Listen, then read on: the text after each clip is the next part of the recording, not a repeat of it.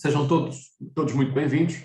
O meu nome é João Ribeiro da Costa, sou vice-presidente da Câmara Portuguesa de Comércio no Brasil, uma instituição centenária, como acredito que a maioria de vocês sabe, completa 108 anos este ano, e sou também sócio do Tosini Freire, e eu digo isso porque nós no escritório temos a sorte de poder recorrer à BR Visa para este tipo de assuntos. Então eu diria que a Câmara foi muito feliz na promoção deste evento e agradecendo também aqui à BR Visa o favor que fizeram de se juntar a nós para esclarecer aqui os nossos convidados sobre uma questão tão importante, uma pergunta que apesar, podemos perguntar, talvez esta pergunta seja feita há 500 anos, mas ela tem vindo a ganhar importância. E porquê? Cada pessoa, cada brasileiro com quem eu falo, eu moro aqui no Brasil, gosto muito, mas cada brasileiro com quem eu falo que não me conhece e me diz: você é português, está a morar no Brasil, mas você está doido? Porquê é que você não volta para Portugal? E eu respondo: eu adoro o Brasil, sou apaixonado pelo Brasil, mas reconheço que Portugal tem muitas vantagens. Mais ainda, para quem adquire a nacionalidade.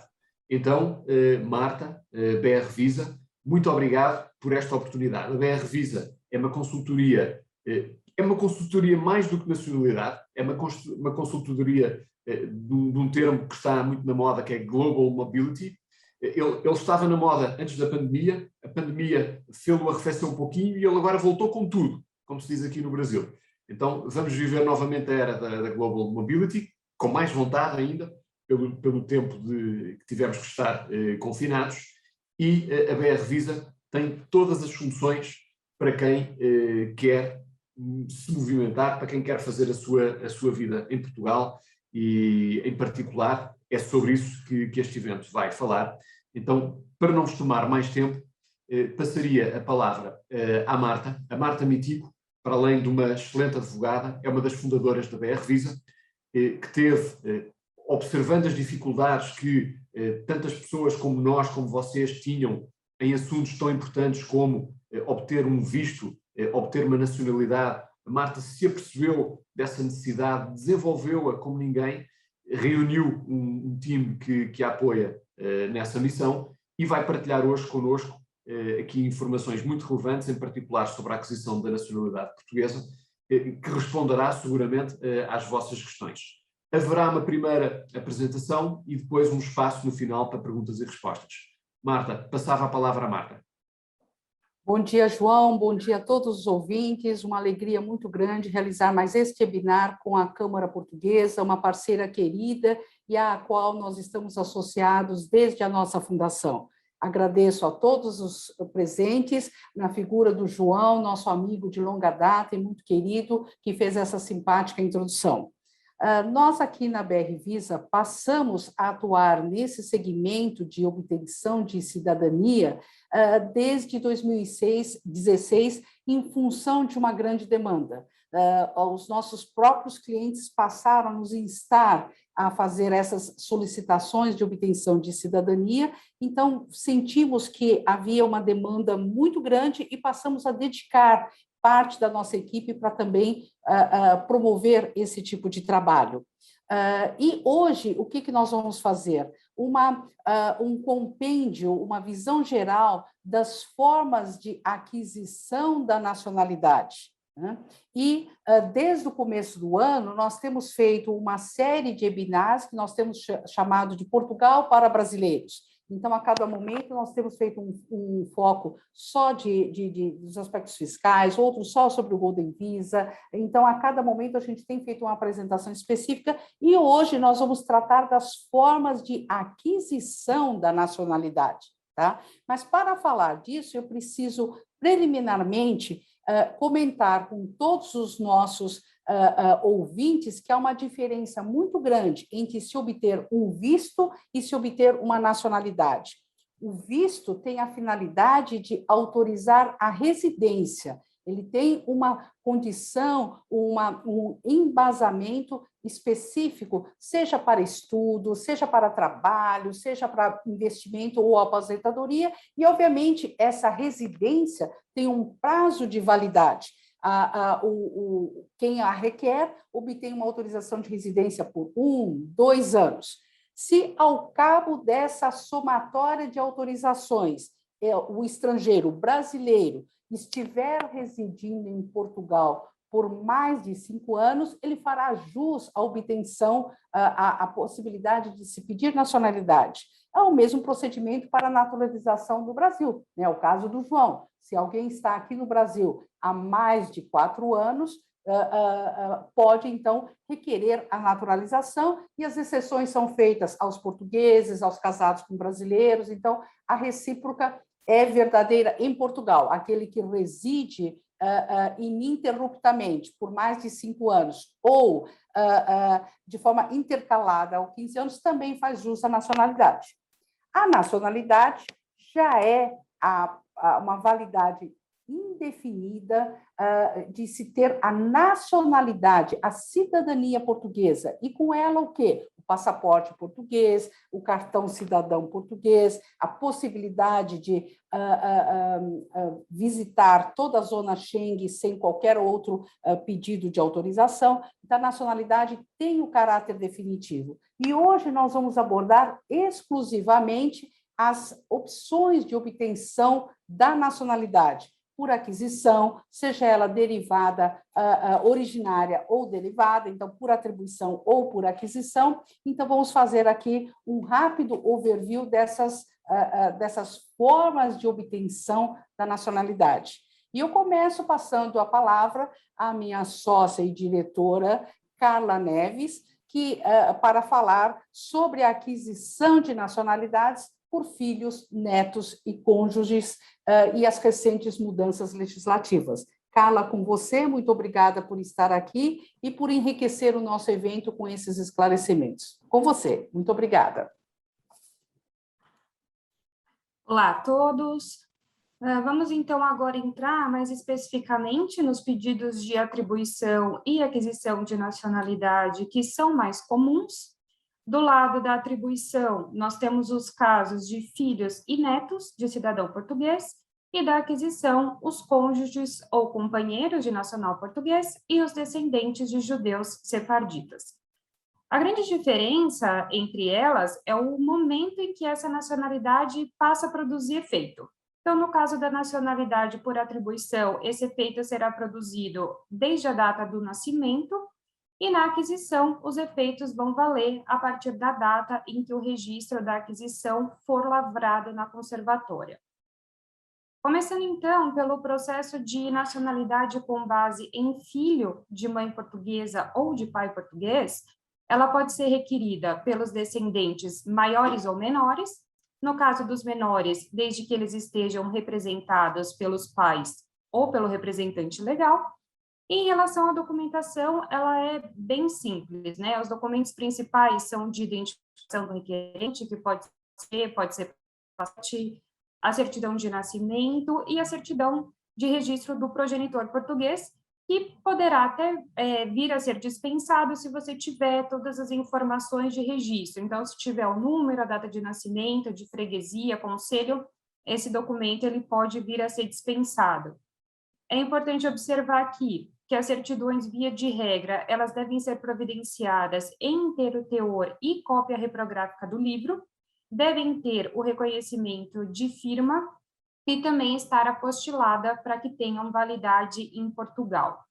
Esse é um processo relativamente simples. O ponto de atenção aqui é observar se o estabelecimento da filiação relativamente ao progenitor português, ele foi feito durante a menoridade do requerente.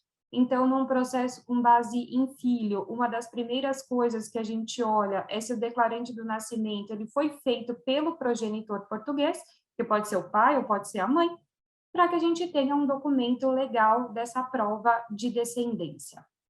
Em relação ao prazo de análise do pedido, a cidadania por filho é a que tem um prazo menor. Claro que esse cenário de pandemia acabou prejudicando bastante a celeridade dos processos e fica, às vezes, bem difícil a gente passar uma estimativa mais precisa, mas podemos dizer que pode levar aí de uns 8 a 12 meses para os filhos maiores e de 4 a 6 meses para os filhos menores, isso se o processo tiver completo e não dependa de nenhuma documentação adicional. Passando agora para o neto de cidadão português, com certeza esse foi um grande benefício trazido pela alteração da lei em novembro de 2020. Os netos precisaram aguardar uma sequência de alterações legislativas para que tivessem um procedimento mais simplificado.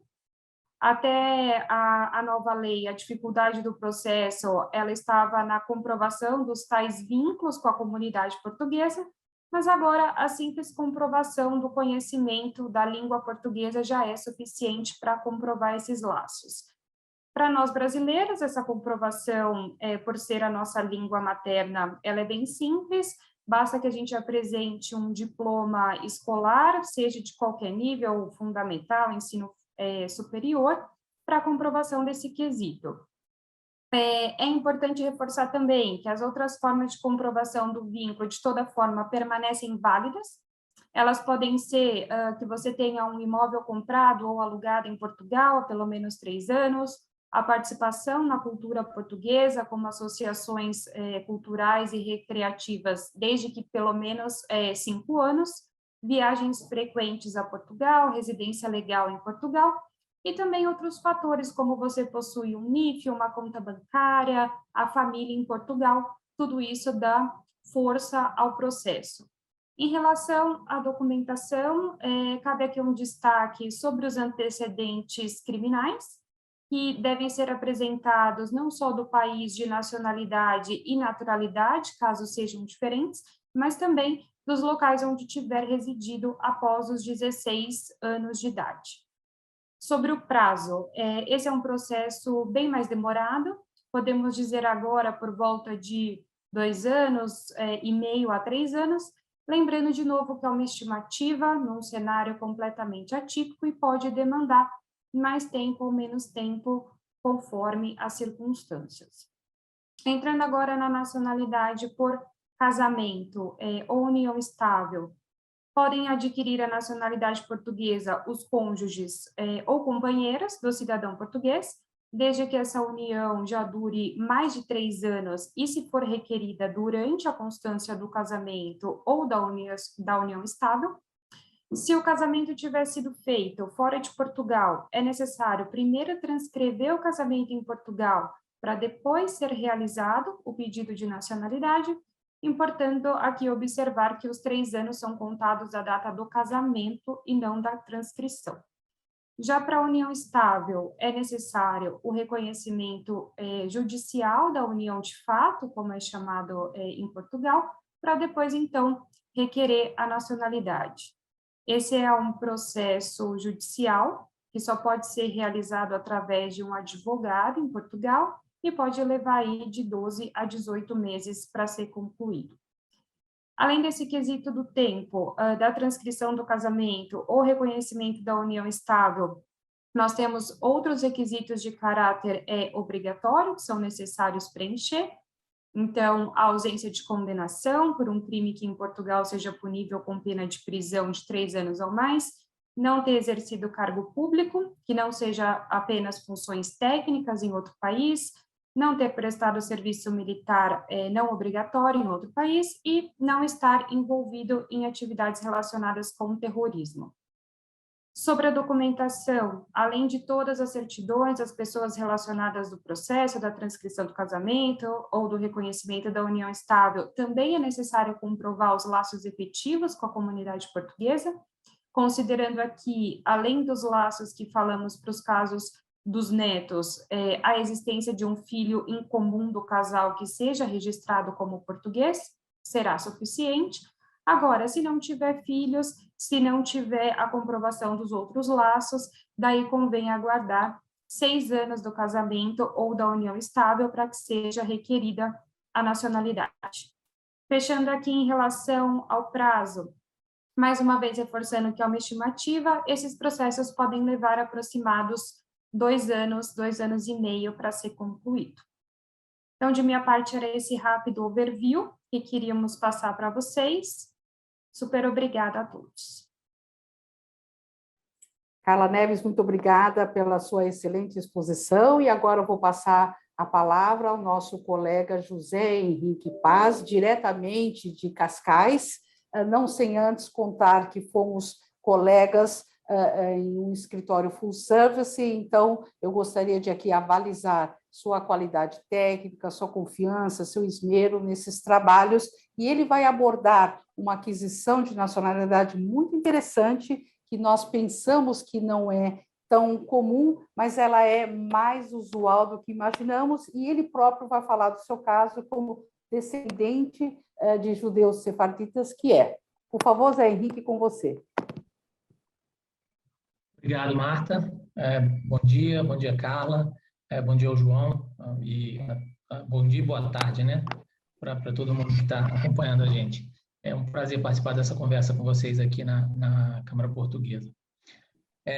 Bom, como a Marta antecipou, uma das formas de aquisição da nacionalidade portuguesa, que talvez não seja tão conhecida pelos brasileiros, é por meio da comprovação de ancestralidade sefardita.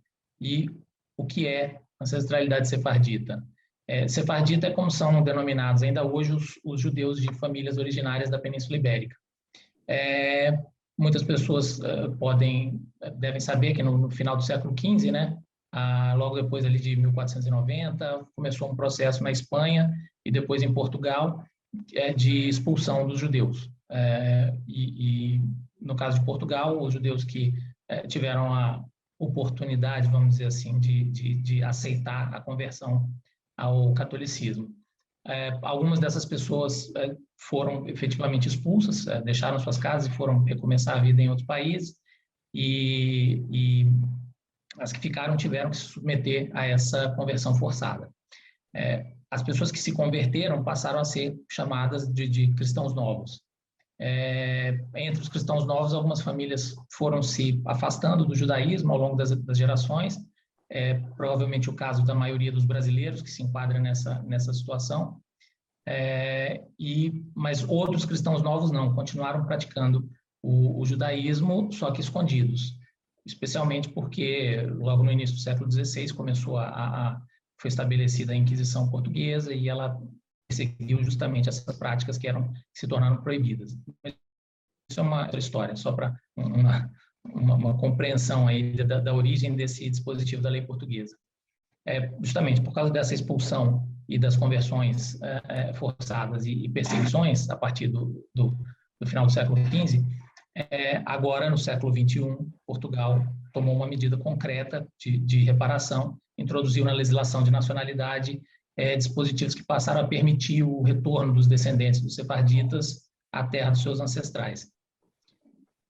Na lei portuguesa, tem uma definição dos judeus sefarditas, que são os descendentes das antigas e tradicionais comunidades judaicas da Península Ibérica. No caso do Brasil, alguns estudiosos dizem que, não só do Brasil, no Brasil e Portugal, praticamente todas as pessoas, se voltarem alguns séculos aí nas árvores genealógicas das suas famílias, vão encontrar um ancestral sefardita. Isso significa dizer que todos os brasileiros, então, podem adquirir a nacionalidade portuguesa? Não. A lei portuguesa traz critérios objetivos.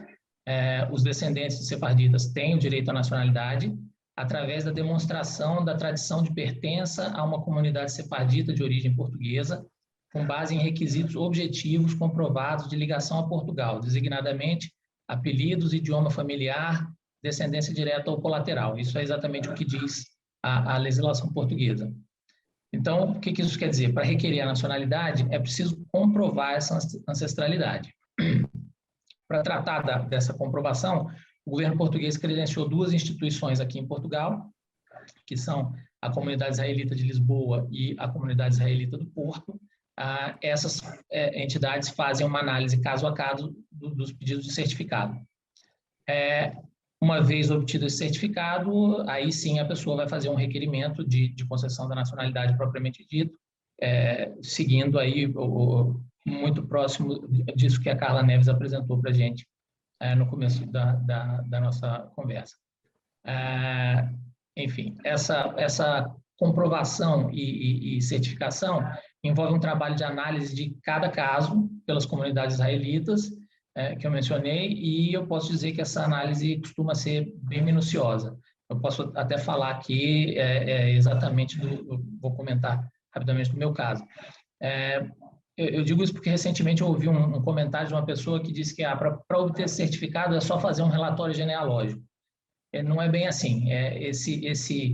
Algumas pessoas, o número de pessoas interessadas tem aumentado e algumas pessoas acreditam que você encontra essa ancestralidade fazendo uma pesquisa rápida na internet e que isso você simplesmente coloca num simples relatório. Como eu falei, essa comprovação não é tão simples assim. Muitas vezes a gente identifica essa ancestralidade, mas identificado, existem plataformas de genealogia que facilitam muito a qualquer pessoa que tem interesse em conhecer as suas origens. Mas uma vez que a gente identifica essa ancestralidade, a gente tem que confirmar que ela está correta e encontrar documentos que comprovem isso. Isso, normalmente, a gente faz nas gerações mais próximas, com as certidões de nascimento e de casamento e de óbito dos nossos pais, dos nossos avós, às vezes dos bisavós. Mais algumas gerações a gente encontra registros paroquiais de batismo, mas voltando aí nos séculos, a gente tem que se debruçar nos livros de história, nos livros de genealogia, de história das famílias de Portugal e do Brasil, e aí a gente encontra esse caminho e por meio desses documentos, livros, publicações acadêmicas, a gente sim produz um relatório que é submetido a essas comunidades israelitas para a certificação. E voltando aqui, no caso da minha família, não foi diferente. Eu fiz a própria pesquisa, já tenho certificação aí de alguns ramos diferentes da minha família, mas o trabalho foi assim, certidões, a gente vai conhecendo melhor e depois encontramos essas comprovações nas gerações mais distantes até encontrar o ancestral português. Feita a certificação, aí passamos para a parte do processo de nacionalidade. Basicamente é isso que eu queria apresentar. José Henrique, muito obrigada. E agora eu gostaria de passar a palavra para a Carla Araújo, que, além de advogada e que também foi nossa colega no escritório Full Service, que fomos contemporâneos, é também uma engenheira civil, não porque ela seja engenheira civil, mas pelos conhecimentos e estudos que ela tem feito, vai hoje nos brindar com algumas informações gerais sobre a aquisição de nacionalidade por titulares de Golden Visa. Por favor, Carla, um prazer, uma alegria tê-la aqui conosco. Com você. Bom dia e boa tarde a todos. Obrigada, Marta, pela introdução. Eu vou falar um pouquinho do que a Marta já adiantou sobre o direito da nacionalidade por tempo de residência. E essa é uma outra forma de aquisição de nacionalidade para as pessoas que venham ou morar em Portugal legalmente ou adquiram esse direito de residência, uma autorização de residência por meio de investimento em Portugal, o chamado Golden Visa, né? Esses dois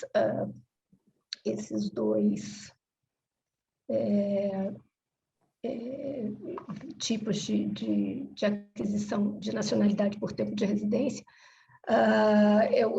eu queria abordar aqui um pouquinho de cada um para a gente desenvolver aqui rapidamente. Vale lembrar aqui que o Golden Visa, apesar de ter esse nome Visa, né, que é visto no seu apelido, que é o Golden Visa, ele não representa realmente um visto de residência. Ele é uma autorização de residência para investimento sem a necessidade, contudo, de um visto prévio de residência, que é o que acontece em todos os outros tipos de autorização de residência. Existe a necessidade de um visto de residência prévio, que é normalmente requerido no país de origem, né, ou no país de residência do requerente. A autorização de residência para investimento, ou seja, o Golden Visa, ela é requerida diretamente à autoridade portuguesa responsável pela emissão das autorizações de residência em Portugal.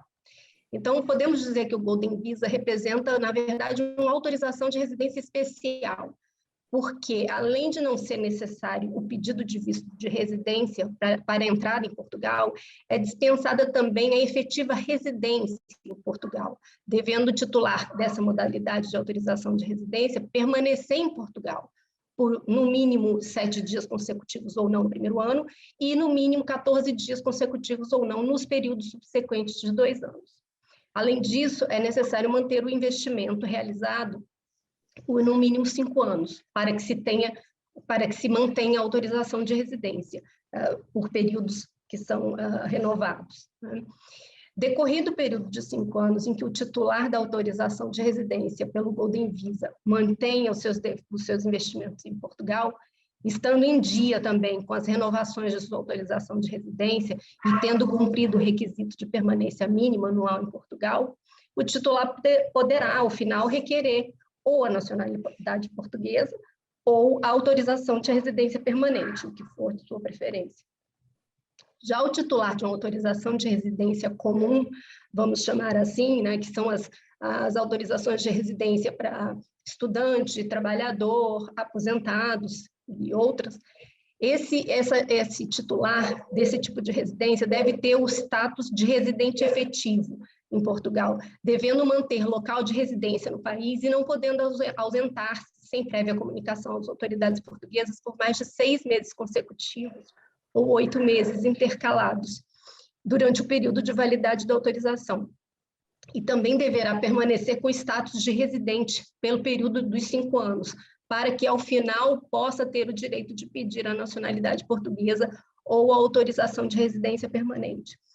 Justamente em razão desses benefícios associados à obtenção de uma autorização de residência para investimento, que é o chamado Golden Visa, nesse momento tem havido uma grande procura, já que a partir de janeiro de 2022 vai haver alterações substanciais nos valores mínimos de todas as modalidades do Golden Visa, estando também prevista a restrição de aquisição de imóveis nas zonas mais nobres de Portugal, incluindo Lisboa, Porto, Algarve e demais áreas da costa portuguesa. Como há aí uma janela de oportunidades, ainda que muito curta, porque só temos até dezembro, nós quisemos trazer essa informação aqui, juntamente com a questão da nacionalidade, para quem quiser aproveitar os valores menores de investimento e também a possibilidade de adquirir imóveis nas zonas mais desejadas de Portugal. Por isso, eu queria só dar uma pincelada aqui e fazer um paralelo entre os valores atuais e os valores que entraram em vigor em 1º de janeiro de 2022, para se ter uma ideia. Em primeiro lugar, os imóveis localizados em Lisboa, Porto, Algarve e demais áreas do litoral não serão mais elegíveis para obtenção do Golden Visa. E, além dessa restrição, as principais alterações, né, nas principais modalidades que vai haver a partir de 1º de janeiro de 2022 são as seguintes. A modalidade mais conhecida, que é a de aquisição de bens imóveis de valor igual ou superior a 500 mil euros, em zonas como Lisboa, Porto e Algarve e costa portuguesa.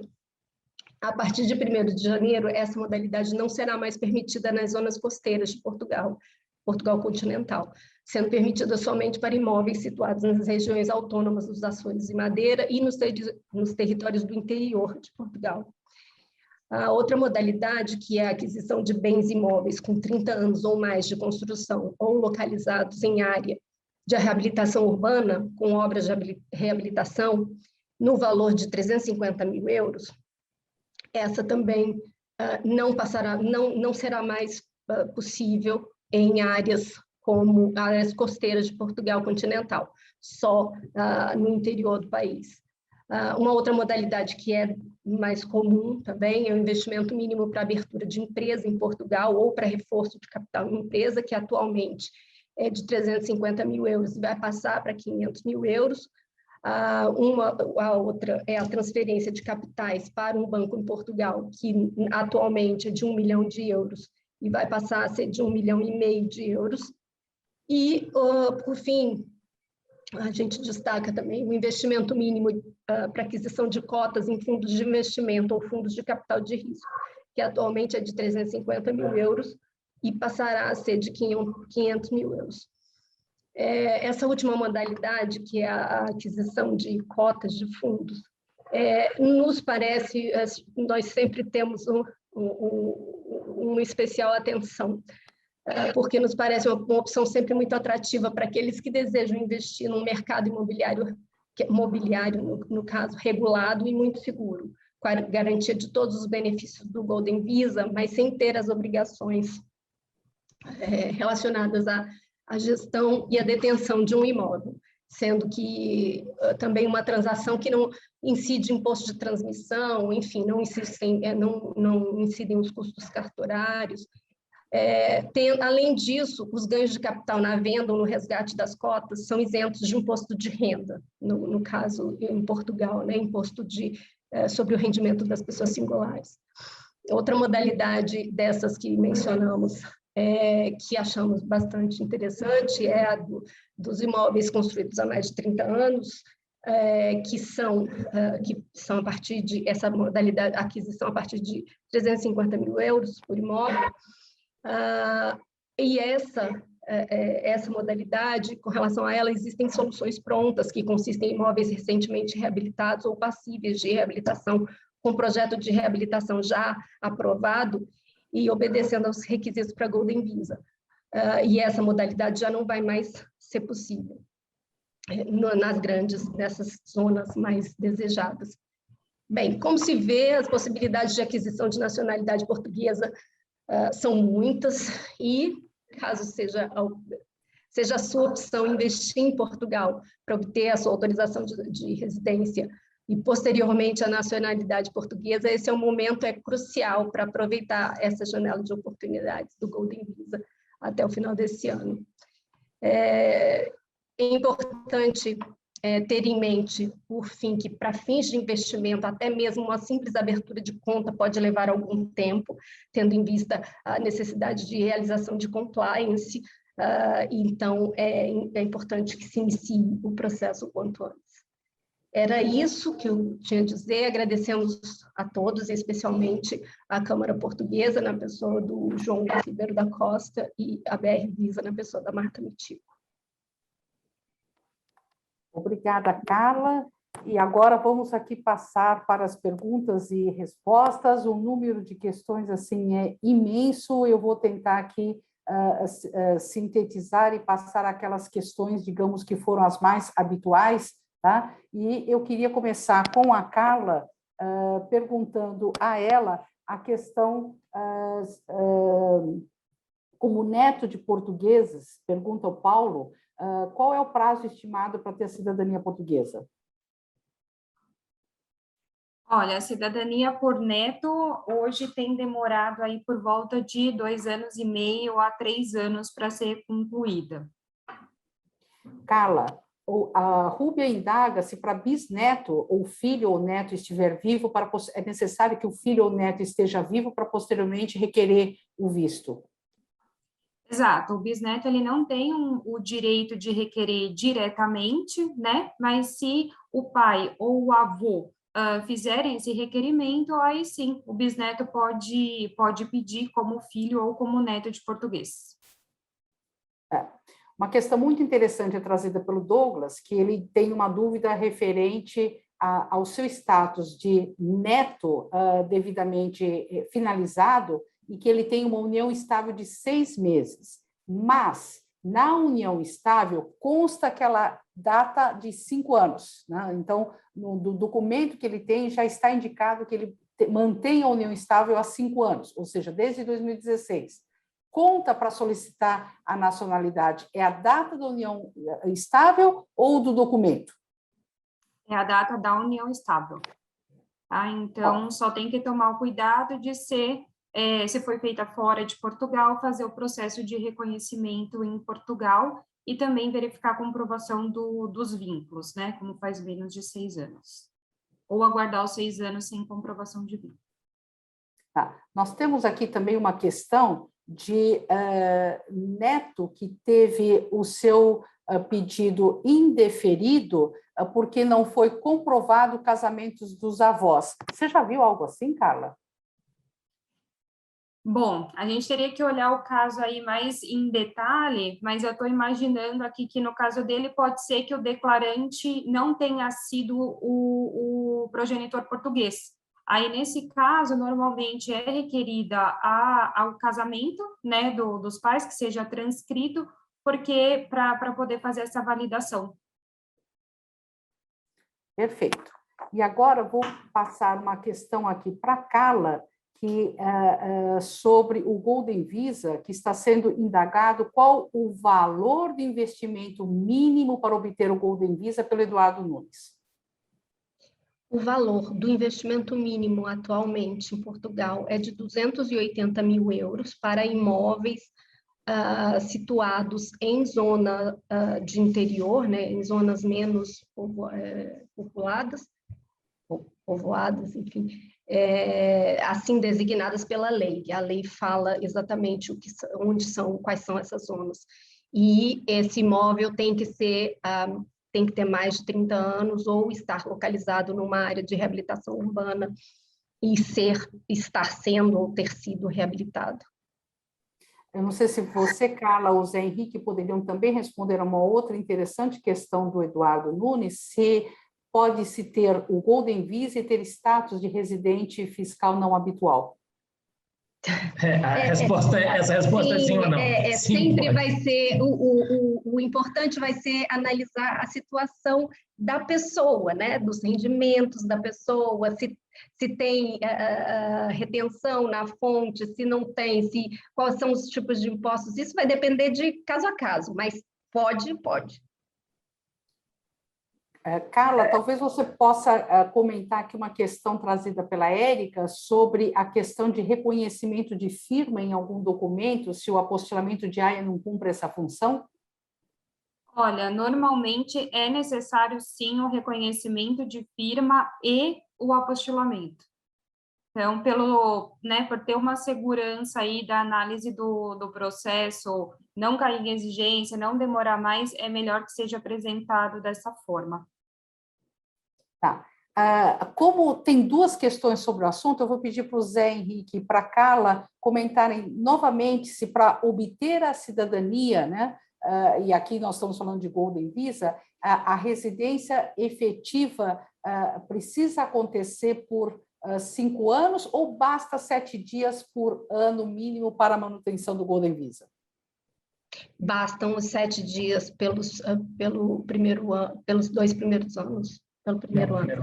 E os 14 dias pelos anos subsequentes, os 2 anos, 2 e 2 anos subsequentes. Aliás, essa é a grande vantagem do Golden Visa, né? Exato. Na verdade, esse é o diferencial. Quer dizer, qualquer um que lá resida em Portugal por 5 anos, pode obter a nacionalidade. Agora, o Golden Visa trouxe essa grande diferença, que é o seguinte: se você fizer o investimento, não é necessário que você fique aqui residindo em Portugal por 5 anos. Basta que você esteja lá 7 dias no primeiro ano, 14 no segundo ano e fará jus à nacionalidade portuguesa. Esse é o grande diferencial, né?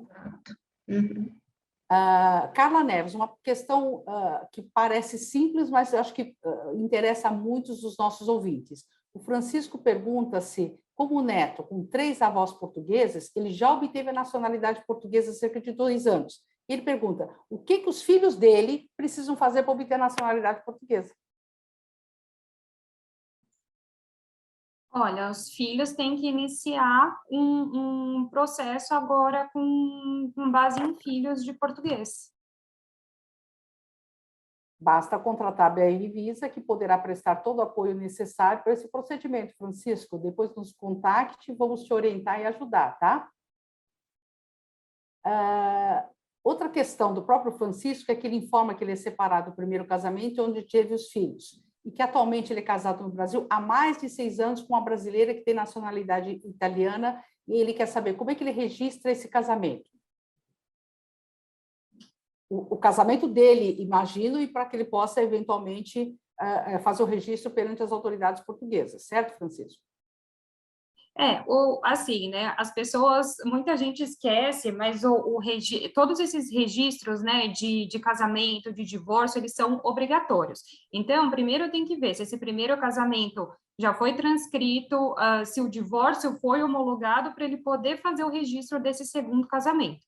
E aí ele pode dar entrada tanto aqui via consulado no Brasil, ou então diretamente em Portugal.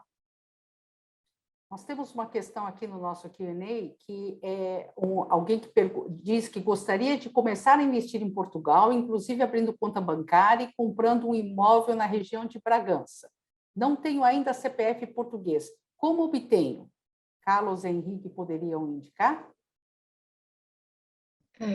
Marta, é uma questão bastante simples.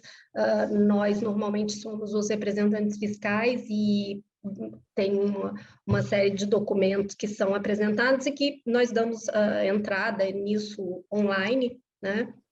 Em poucos dias isso sai em 5 dias no máximo, normalmente, tá? É um procedimento bem simples. Carla Araújo, ainda com relação ao Golden Visa, há uma questão da Regina que nos indaga se o Golden Visa dá direito à nacionalidade automaticamente depois do prazo estabelecido, ou existe algum procedimento que precisa ser cursado? Não, o procedimento da nacionalidade é separado. O que acontece é que a pessoa, tendo esses 5 anos de autorização de residência para investimento, a do Golden Visa, no final desse prazo, ela vai estar habilitada para requerer a nacionalidade, mas é um procedimento separado. E, Carla, eu acho que foi você que mencionou, Carla Araújo mencionou alguns locais do interior, né? E o Lucas está perguntando onde que a gente pode ter acesso aos locais do interior. Quais são essas cidades? Tem uma legislação que fala especificamente quais são, tem uma tabela com a lista, eu posso até mandar esse link, tá? Mas eu não vou saber de cabeça da sessão. Não, na verdade, essa questão do interior, não é quais áreas do interior que são, enfim, que são entendidas dessa forma. Na verdade, o que restringe é o litoral, a região metropolitana de Lisboa, Porto e Algarve. Então, a maior parte do território é justamente entendido dessa forma do interior. Mas, como a Carla falou, ele pode entrar em contato, a gente... Porque existe uma legislação que fala de todas as áreas, quais são os concelhos, os distritos, enfim, tudo, as freguesias que são considerados como áreas menos povoadas, né, com menos concentração de pessoas. E é por isso, por essa, a ideia de desenvolver essas áreas é justamente por isso, de promover, fomentar a economia dessas áreas que ainda não são tão desenvolvidas, né, que são as áreas mais do interior do país. Mas isso tem numa legislação que eu posso mandar depois. A BR Visa tem por hábito responder por escrito as questões que são formuladas e, por acaso, não tenham sido respondidas aqui, tá? A Câmara costuma compartilhar conosco todas as questões e a gente manda comentários um a um em separado depois, tá, gente? Há uma questão, agora, Carla Neves, ainda com relação a neto, que acho que é muito importante você esclarecer aos nossos ouvintes. O Marcelo Carvalho indaga se, para netos, todas as medidas, como solicitação de participação em comunidade portuguesa, é acumulativo aos demais documentos. Ou seja, com a nova legislação, aquela lista de documentos é cumulativa, quer dizer, além dele, ele precisa indicar que participa de comunidade portuguesa ainda? Olha, na verdade, assim, quanto mais comprovações você tiver, né, desses laços com a comunidade, melhor, né? Hoje, essa questão dos laços, ela é analisada de uma forma um pouco mais simples, né? Porque para nós brasileiros é muito forte a questão do conhecimento da língua portuguesa, mas de toda forma ainda é um critério subjetivo. Então, é importante que você tenha comprova aquela listinha, né? Que tem de vínculo com associações, de repente um imóvel alugado lá, viagens regulares a Portugal. A indicação é juntar todas as comprovações de laços possíveis, mas não é necessário que seja cumprido um a um requisito, não. Em razão do adiantado da hora, eu vou deixar só uma última questão aqui, que aí eu vou deixar para um colegiado de advogados, que é a questão da dupla nacionalidade para chineses, porque a China não reconhece nenhum tipo de dupla cidadania. E um dos nossos ouvintes aqui, falando direto da China, o que nos honra imensamente, né? Então, ele diz que ele tem as filhas, ele é brasileiro, ele mora na China, e o Brasil aceita e reconhece a dupla cidadania, e a filha de brasileiro é, obviamente, brasileira nata e tem passaporte brasileiro, e aí ele indaga se elas poderiam ter acesso à cidadania brasileira e portuguesa por serem filhas de um cidadão português. Aqui em Portugal, a legislação não faz esse tipo de restrição. Eu não sei como é que vai ficar a situação delas em relação à China e Brasil, mas aqui para Portugal ela vai ter acesso a tudo isso. Tá. E última pergunta, da Karina. Bisavô português nasceu em 1859 em Lisboa e está à procura de comprovante de batismo dele. Estou procurando no site, na Torre do Tombo, mas não estou achando. Existe alguma outra forma de achar o documento? A Torre do Tombo é o caminho natural. Enfim, teria que saber a situação em detalhe, mas não sei se ela tem o local de nascimento e etc., mas o caminho natural seria a própria Torre do Tombo. A indicação que ela dá é que é de Lisboa, né? Que ele teria nascido em 1859 em Lisboa, né? Lisboa enfim, tem muitas freguesias, tem algumas que a gente sabe, não que tenha tratado disso diretamente, mas que tem casos de freguesias que os registros foram perdidos, e eu não sei se é o caso dessa, talvez por isso ela não tenha encontrado. Então, realmente precisa conhecer o caso em detalhe. Aqui também uma indicação de neto de português, que é militar no Brasil em carreira técnica. Se ele teria alguma restrição para solicitar nacionalidade portuguesa. Carla Neves. Olha, a gente vai ter que ver, né, por exemplo, se é uma função, um serviço não obrigatório, aí a gente tem que analisar com mais detalhes. Se for obrigatório, aí não tem qualquer restrição. Mas é importante a gente ter o documento, entender direitinho para ver a viabilidade, né? Tem várias formas de estudo, de entendimento, então não dá para descartar logo de cara, mas a gente precisa olhar um pouquinho com mais cuidado. Eu vou passar uma questão brasileira para o Zé Henrique, que é um estudioso no tema, que é a questão da perda da nacionalidade. Eu adoro essas questões. Olha aqui. Há risco de o cônjuge brasileiro que adquirir nacionalidade portuguesa por aquisição perder a nacionalidade brasileira? Olha, Marta, nós já conversamos sobre isso seria assunto aí para uma longa conversa. O que acontece normalmente é que as pessoas... Um seminário, né? Justamente. Se nós fizermos uma leitura isolada daquele dispositivo da Constituição, que fala exatamente que quem adquirir voluntariamente uma outra nacionalidade perde a brasileira, de fato, eu fui lá nos anais da Assembleia Constituinte para entender o que estava por trás disso, o que o legislador constituinte originário, como que tratou essa questão, e, de fato, tinha um certo punitivismo por trás disso, se a pessoa escolhe outra nacionalidade, ela perde a brasileira. Mas não foi tão simples assim, porque, de outro lado, já em 1988, teve muita pressão dos milhares e milhares de brasileiros que, naquela época, iam para os Estados Unidos, iam para o Japão, e então eles tentaram suavizar isso com aquela questão se você for obrigado a a adquirir, você não perde.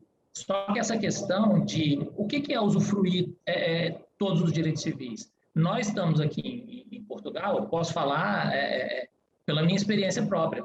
Você vai fazer um cartão num shopping ou num banco, etc. Na prática, se você tem o cartão de cidadão, você tem um caminho facilitado. Na minha visão, isso é uma restrição, ainda que simples, é uma restrição de exercício de direito civil. Então, quer dizer, isso já dá, por isso que eu disse que isso dá margem para muita discussão. Aí as pessoas confundem também os famosos casos dos 2 brasileiros natos que perderam a nacionalidade, tiveram a nacionalidade brasileira declarada, a perda da nacionalidade brasileira declarada em processo de extradição, que nós sabemos, é um processo de competência originária do Supremo Tribunal Federal. Então, não se confunde com o que seria o processo administrativo de declaração de perda da nacionalidade, que acontece dentro da estrutura do Ministério da Justiça. Nesse caso, essa é a preocupação das pessoas. Se eu adquirir uma nacionalidade voluntariamente, como é que vai ser aplicado esse dispositivo da Constituição? Tem que ser aplicado, porque a legislação diz que é assim: o Ministério da Justiça tem que ser comunicado, tem que iniciar um processo, vai ser estabelecido contraditório para a pessoa poder, enfim, justamente estabelecido contraditório, dizer por que ela adquiriu essa outra nacionalidade. E aí, nessa hipótese, o Ministério da Justiça declararia a perda da nacionalidade. Só que, na Justiça Federal e no STJ, há jurisprudência contrária a essa ideia de perda automática da nacionalidade. E, além disso, tem uma convenção, a Convenção para Evitar os Casos de Apatridia, da qual o Brasil é parte, que limita as hipóteses em que o Brasil poderia aplicar essa perda automática da nacionalidade. Esse assunto, sob esse viés, tirando extradição, no caso de extradição, que não é o nosso caso, que se aplicaria ao que a gente está discutindo aqui, no caso da perda automática, o assunto não foi enfrentado pelo STF ainda, e se nós formos, claro, que já foi essa extradição, se nós formos analisar as discussões nos processos de extradição no STF, há divergência.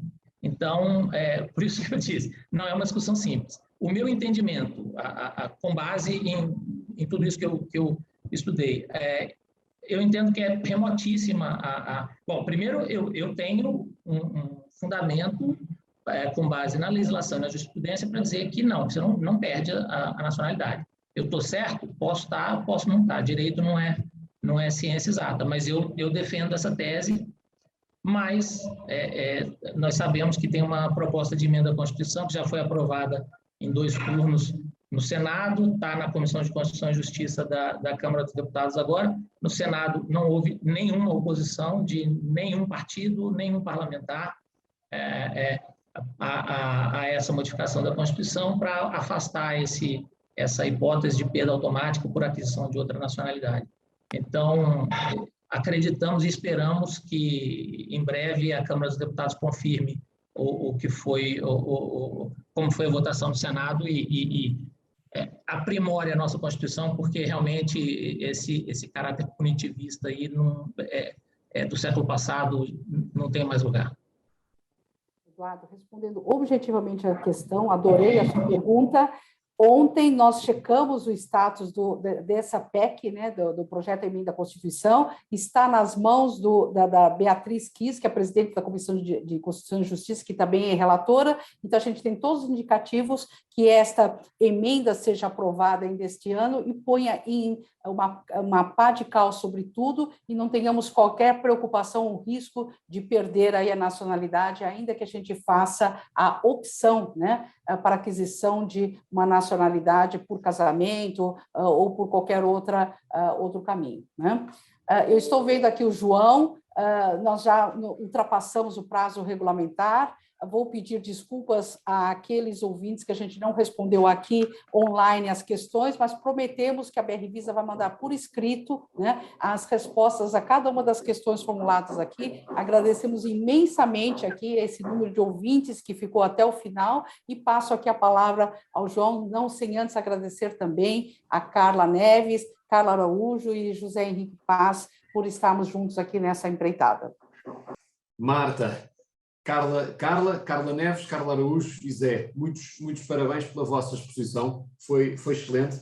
Muito obrigado a todos pela participação, obrigado pelas mensagens de apoio.